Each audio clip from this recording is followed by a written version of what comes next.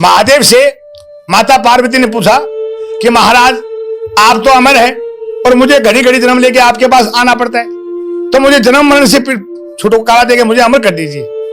तो भगवान ने कहा कि चल पार्वती, तुम्हें यहां नहीं करूंगा, कोई ऐसी जगह चलती जहां कोई दूसरा नहीं सुने। तो अमरनाथ जो पहाड़ में गुफा है, आज भी वहां शिवलिंग होती है, बर्फ की होती है क्या? अमरनाथ में होती है शिवलिंग बर्फ की बनती है बेटा। वहां जाके माता को कहानी सुनाने लग गई। तो सबसे पहले उसने अपने माथे से चंद्रमा को छोड़ा, शेषनाग को छोड़ा, जहां नागकुंड है, आज भी रास्ते में जाओगे नागकुंड मिलेगी आपको। सबको छोड़ के फिर गया भगवान पार्वती को कथा सुनाने लगे।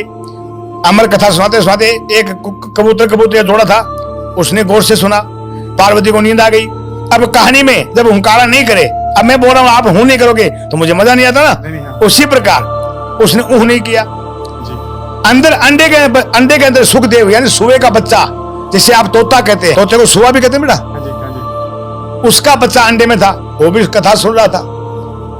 कथा सुनते सुनते पार्वती को नींद आ गई और पूरी कथा भगवान ने कह दी। और पूरी कथा किसने सुनी? कबूतर के जोड़े ने और सुखदेव ने, सुए का बच्चा ने। अब वो सुन के कथा अंडे से बाहर आया तो शंकर देखा ये अंडे के अंदर से बच्चा कहां से आ गया, यहां तो कोई जीव था ही नहीं।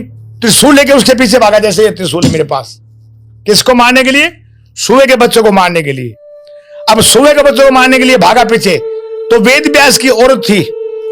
वेद व्यास का नाम सुना कि नहीं सुना? हाँ जी, सुना है। वो ऐसा उबासी ले रही थी, तो सुए का बच्चा सीधा जाके उसके मुंह में घुस गया उड़ते उड़ते, और घुस के उसके गर्भ में चला गया, गर्भ अवस्था में गया।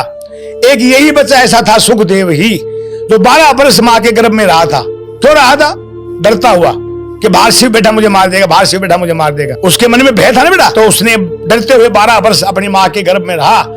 आज तक 12 वर्ष कोई बच्चा गर्भ में नहीं रहा है। 9-10 मास यानी 9-10 महीने रहता गर्भ में, इससे ऊपर गर्भ धारण नहीं होता। होता है क्या बताते पहले? नहीं, बच्चे को बाहर आना पड़ता है। तो सुखदेव जन्म लेते ही भाग पड़े, तो वेद व्यास जी पीछे भागे, बेटा रुक, बेटा रुक, बेटा रुक। सुखदेव जी कहते देखो बेटा, मैं आपका ही कहलाऊंगा, क्योंकि मैं आपकी पत्नी के गर्भ से जन्म लिया हूं, आपकी पत्नी से जन्म लिया हूं, इसलिए मैं बेटा सुखदेव व्यास वेद व्यास का कहलाऊंगा, लेकिन मैं आपका पुत्र नहीं हूं। सुखदेव जी ने सुख सागर का निर्माण किया कि नहीं किया? भगवान कृष्ण की कथा उसमें सुख सागर का। तो बेटा हर चीज मोल नहीं मिलती है,